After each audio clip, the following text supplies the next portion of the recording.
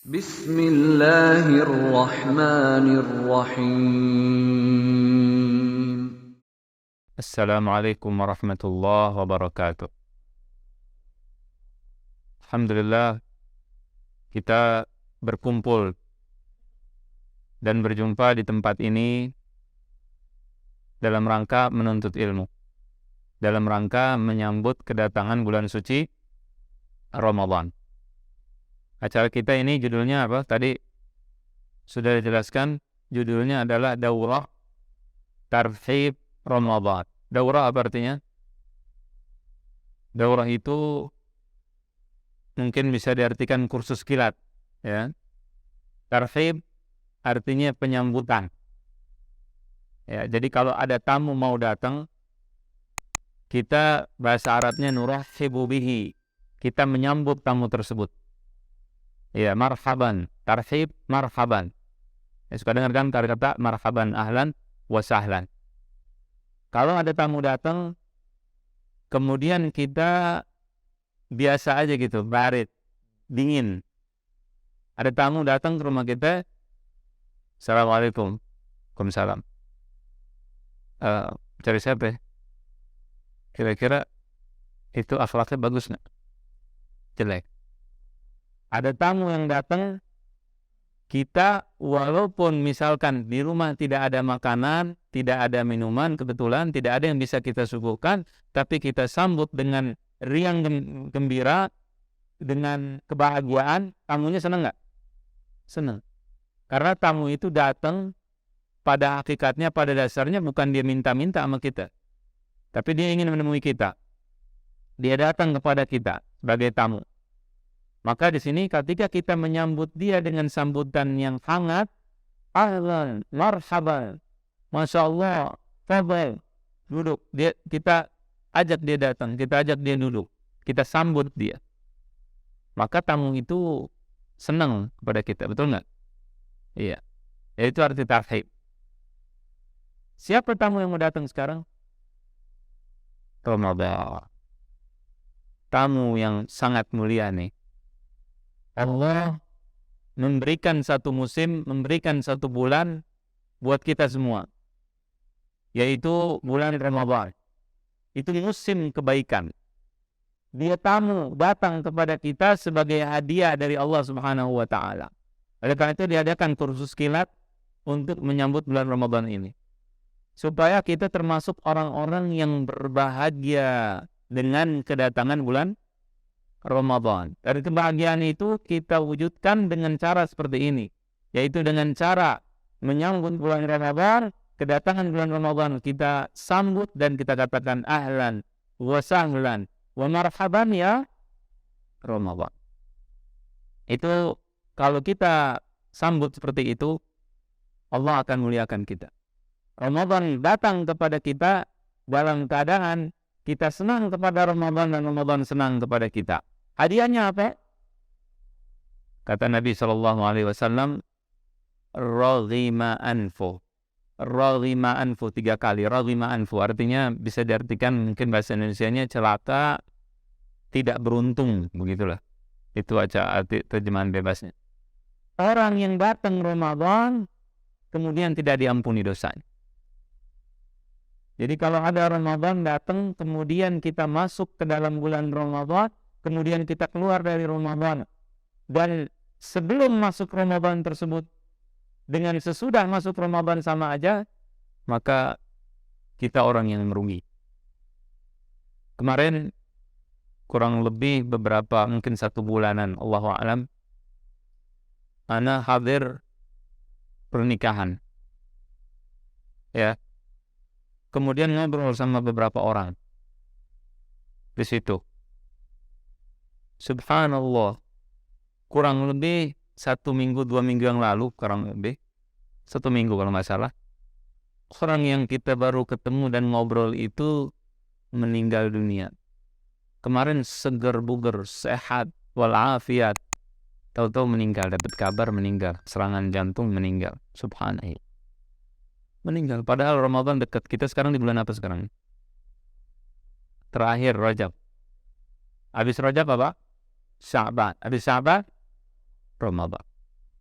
Nah, jadi kalau kita insya Allah mudah-mudahan Allah berikan kita panjang umur dan kita bisa masuk ke bulan Ramadan, itu adalah keberkahan. Nikmat yang Allah berikan pada kita di bulan Ramadan. Nah, nikmat itu kata Imam Syafi'i ditanya, azab apa yang paling berat, lebih berat daripada neraka jahanam? Kata Imam Syafi'i begitu. Ditanya, apa ada nggak azab Allah yang lebih berat daripada neraka jahanam? Kata Imam Syafi'i, ada. Dan ketika ditanya apa, beliau mengatakan as-salbu ba'dal ata. As-salbu ba'dal ata apa artinya? Artinya adalah dicabutnya nikmat setelah diberikan. Orang kalau dikasih satu nikmat, setelah dia memilikinya, dia tahu itu nikmat berapa besarnya. Kalau orang nggak tahu, nggak masalah. Orang nggak pernah kaya, nggak kenal duit, miskin dia. Ya, orang nggak tahu. Itu gimana? Kalau dia nggak punya uang, biasa aja. Orang nggak pernah tahu dia. Nikmatnya punya uang, nikmatnya punya mobil, nikmatnya punya ini, bisa jalan-jalan, bisa apa. Tapi kalau dia tahu, setelah dia tahu, kemudian dia jatuh miskin misalkan, kalau dia tahu sengsaranya gimana, dia bisa bedakan. Dan nikmat yang terbesar yang Allah berikan kepada kita adalah keimanan. Nikmat yang terbesar yang Allah berikan kepada kita adalah ketaatan. Kalau kita paham, tapi itu lebih besar daripada semuanya. Nah, kalau kita ketika Allah berikan nikmat tersebut, kesehatan, kenikmatan iman, kenikmatan Islam, ya, kemudian kita tidak mau bersyukur dan kita sia-siakan, maka yang terjadi nanti kemungkinan bisa Allah cabut. Nah, itu adalah hal yang paling berbahaya dalam kehidupan seorang muslim. Itu adalah azab dari Allah. Kalau sampai nikmat Islam yang dicabut, maka itu adalah azab. Azab berat. Kemarin kan ada satu orang yang menurunkan berita ulama yang murtad. Yang baca mungkin. Ada satu orang, ya, namanya Al-Qasimi. Dia dulunya dipuji-puji di mimbar haram di Mekah Al-Mukarramah. Terkenal memang. Dulu, sekitar tahun 90-an atau sebelumnya. Dipuji di mimbar haram. Tapi kemudian dia menjadi seorang ateis. Na'udzubillah. Kenapa? Karena Allah cabut nikmat keimanan tersebut. Dan Allah tidak menzalimi dia. Allah tidak pernah menzalimi orang. Tidak ada orang ketika dia mendekatkan diri kepada Allah, ketika dia berusaha untuk menjadi orang yang benar, orang yang bagus, orang yang baik, kemudian Allah tidak berikan dia kebaikan tersebut. Tidak. Tapi dia menzalimi diri sendiri. Makanya di dalam hadis ada penjelasan. Orang itu ada yang sudah dekat dengan surga. Sampai tidak ada jarak antara dia dengan surga kecuali berapa? Sejengkal. Tiba-tiba dia masuk neraka. Fayasbiqu alaihil kitab. Masuk neraka. Di sini apakah dia dizalimi oleh Allah? Para muhadditsin menjelaskan hadis ini. Mereka mengatakan orang ini melakukan perbuatan atau amalan yang tidak diketahui oleh manusia. Dalam hadisnya Rasulullah mengatakan dia melakukan fayamalu bi'amali ahli jannah. Dia melakukan perbuatan ahli surga. Tapi Allah takdirkan pada akhir hayatnya melakukan perbuatan ahli neraka. Akhirnya begitu dia meninggal masuk neraka, menjadi ahli neraka, penghuni neraka. Apakah Allah menzalimi dia? Jawabannya tidak. Kata para surahul hadis itu dijelaskan bahwa dia melakukan perbuatan ahli jannah di depan manusia, kelihatannya. Tapi di belakang dia melakukan hal-hal yang menyebabkan Allah mengazabnya dengan merubah keimanannya di akhir hayatnya. Allah tidak menzalimi dia sendiri yang zalim. Jadi berbahaya sekali. Ya. Maka kenikmatan yang luar biasa ini kita didekatkan oleh Allah dengan Ramadan. Ini sudah sepantasnya kita syukuri. Cara seperti ini kita duduk di sini menuntut ilmu. Mungkin sebagian orang kita datang kemari mungkin sekalian pengen rehla, piknik, nggak ada masalah. Boleh. Karena agama kita juga membolehkan hal tersebut. Kita tidak dilarang untuk berbahagia, untuk senang-senang dalam koridor yang dibolehkan oleh agama. Boleh. Allah tidak melarang hal tersebut. Namun kita isi acara seperti ini, kita isi dan kita kemas dengan sama dengan acara menuntut ilmu, maka ini adalah suatu hal keberuntungan luar biasa bagi kita. Kita bisa menarik ilmu, menimba ilmu yang akan dibahas insya Allah tentang hal-hal yang berkaitan dengan puasa dari A sampai Z. Kita akan membahas tentang puasa dari awal sampai akhir, tentang zakat. Akan dibahas insya Allah besok kitab Maqasidus Shaum, Maqasidus Shiyam yang mengarang Sultanul Ulama Al-Izz Ibnu Abdussalam. Ya. Tujuan-tujuan puasa. Di situ akan dijelaskan semua hal yang berkaitan dengan puasa. Kemudian setelah itu akan dibahas juga tentang sholat tarawih. Akan dibahas tentang i'tikaf. Akan dibahas tentang zakat. Zakat mal, zakat fitrah. Ya. Akan dibahas nanti pada saat puasa dari mulai awal sampai akhir, kemudian i'tikaf juga semuanya, sholat tarawih, zakat juga penting dibahas juga karena dia berkaitan dengan Ramadan, zakat fitrahnya. Zakat mal juga banyak orang mengeluarkan zakatnya di bulan Ramadan. Maka kita tahu bagaimana cara mengeluarkan zakat. Anda punya simpenan sekian gram emas.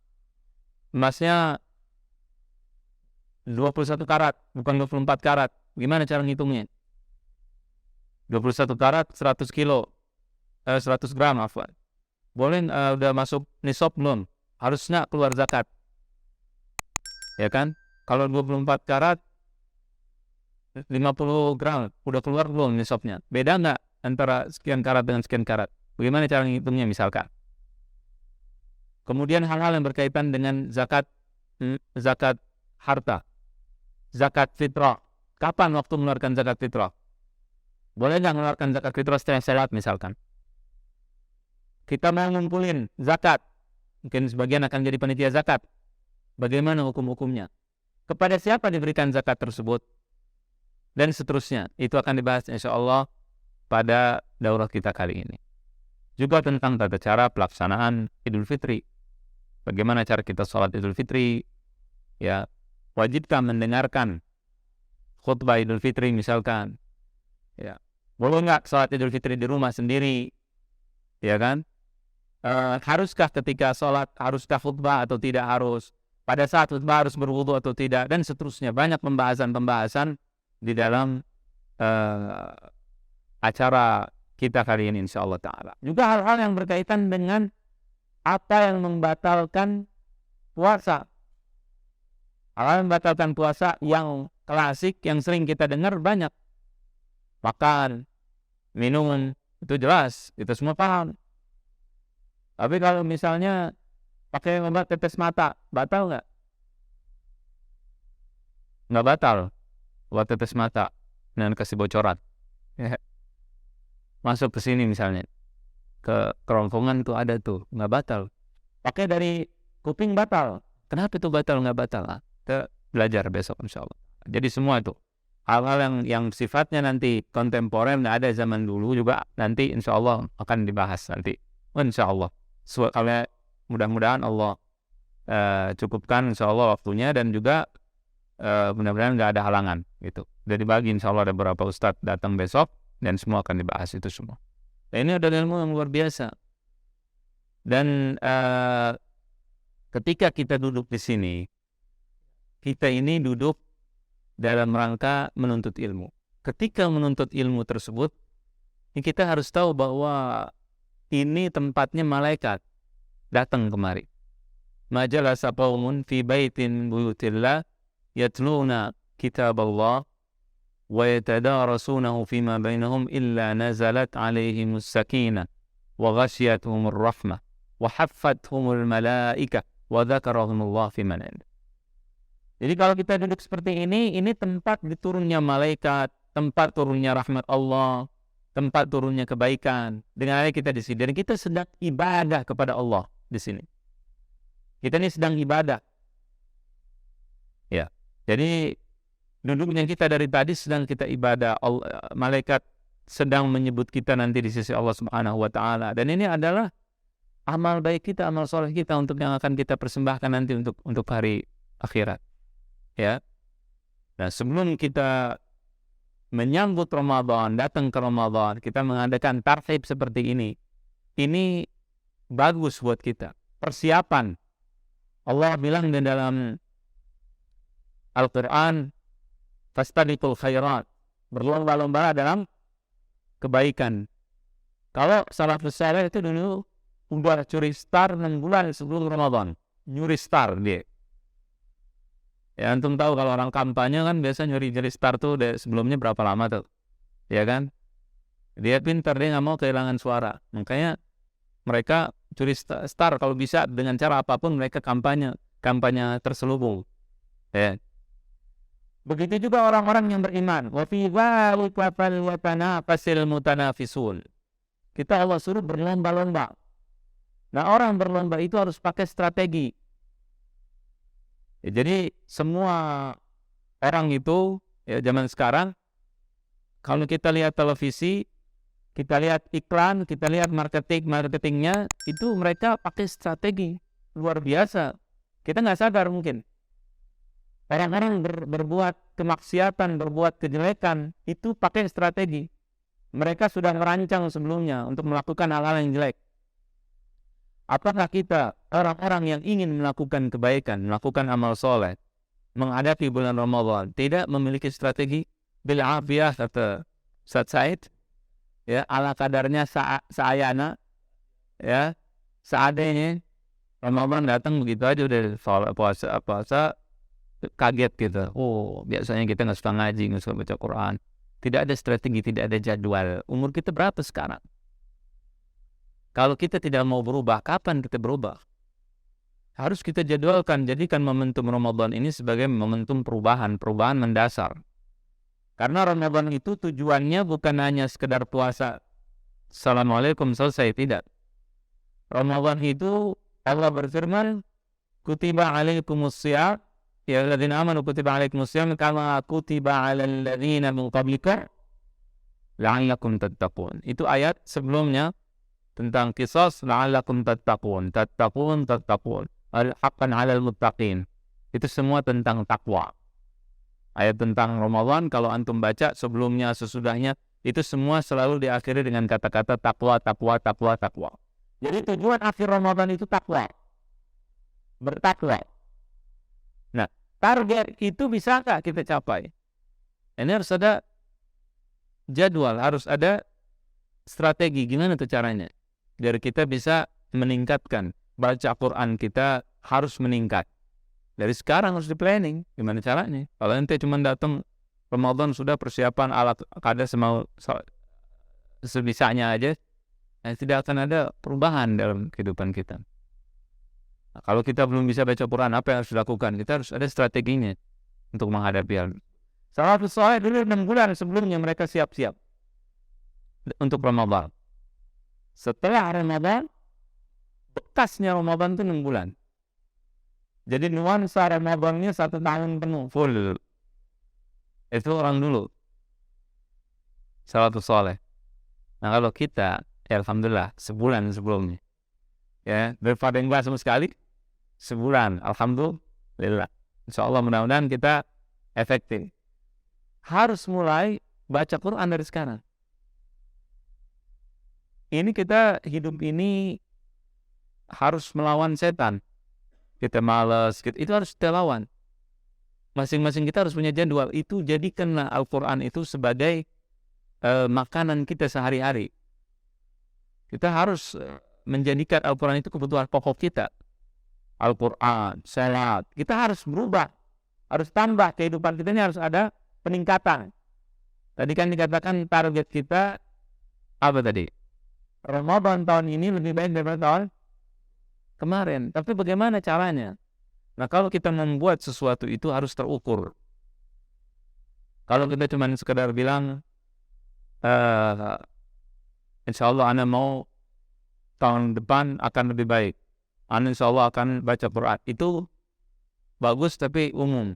Itu biasanya tidak akan terlaksana. Jadi sesuatu itu kalau mau bikin jadwal, kata para ahlinya, itu harus dibuat dengan terukur dan jelas. Ya, harus jelas. Misalnya, saya insya Allah akan membaca Al-Quran setiap hari 2 halaman. Nah, itu jelas. 2 halaman. 1 bulan akan baca 20 berapa? 1 bulan ada 4 minggu. Ya. Setiap minggu 7 hari. 2 hari libur misalnya. Prepare. Misalkan. Untuk pertama, jangan tiap hari. Mungkin tiap hari dia susah. Intinya dia akan baca Quran sebulannya 20 halaman misalkan. 20 halaman. Kalau dia nggak bisa baca, akhir pekan dia akan baca. Nah, itu hal yang jelas. Dia punya target. Jelas. Terukur. Dan jelas. Tidak umum. Kalau target umum tidak ada manfaatnya. Biasanya pas lagi semangat, kemudian setelah itu dia akan tinggalkan. Tapi kalau dia buat skala kecil, insya Allah anak akan membaca Al-Quran setiap hari 2 halaman atau 3 halaman setiap hari. Nah, itu dia lakukan terus, continue, istiqomah, tidak dia tinggalkan. Kalau dia tinggalkan maka dia qadha. Nah, ini baru nanti akan kelihatan perbedaan antara dulu dengan sekarang.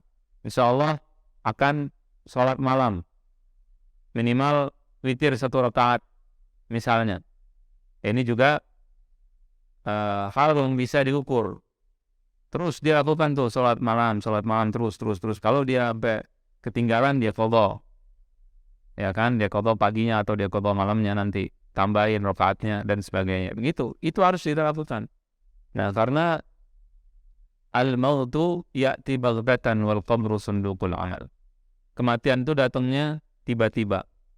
Tiba-tiba kita meninggal, kosong, amal nggak ada, rugi.